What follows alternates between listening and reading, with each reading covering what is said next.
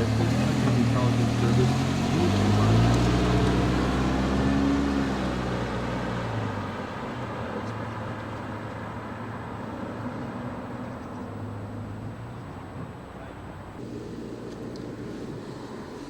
Fredericton's a great town.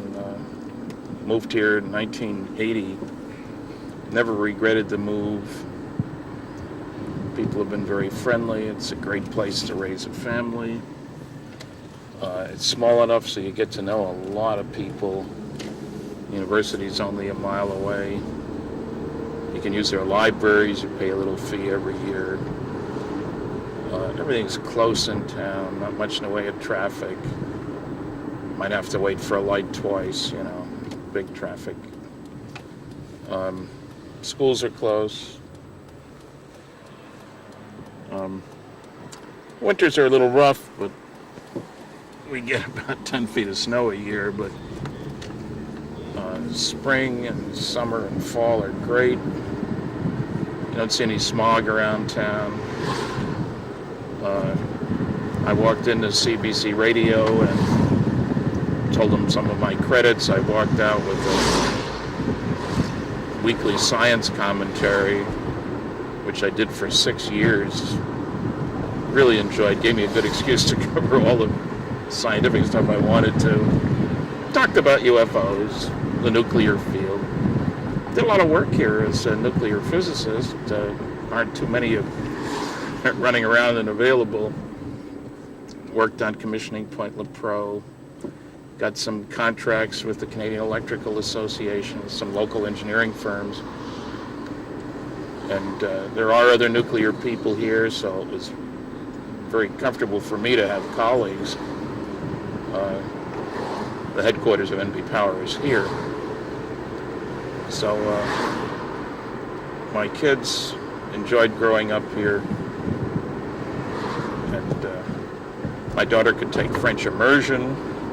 It's mostly an English-speaking town, but if you're going to work for the government or places like that, it's good to have the French. So it's and it's a steady town. There are two major industries: the government, because it's the capital of New Brunswick, and the university. It's the oldest English language university in Canada, back like 1785. And there are historic things in town, old graveyards. Benedict Arnold came through here. Amazingly how differently he's viewed from a Canadian viewpoint as opposed to an American viewpoint. And the people are really nice. When we moved here, I'd broken something in my refrigerator, a little heating unit in the back of the freezer compartment, and I called the place. He said, well, they're all a little different. Bring it in. We'll see what we can do. I get down there. He didn't have one quite the right size. And I was disappointed. But I said, well, let me call and somebody else who has these things. He called him, and the guy had the part, and I went over there. But coming here from California, you didn't expect that kind of service in California. But I guess you've got to be pretty honest in a town like this, because if you don't, the word will get out pretty quick. So it's got big shopping malls now, and always the battle between downtown and the malls, you know. But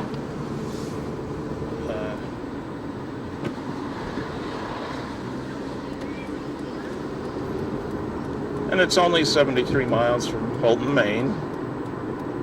I have a post office box over there. Otherwise, Americans would be terribly confused when I give out an address on the radio and say, send a self-addressed stamped envelope. If I gave a Canadian address, it'd be tough out of luck.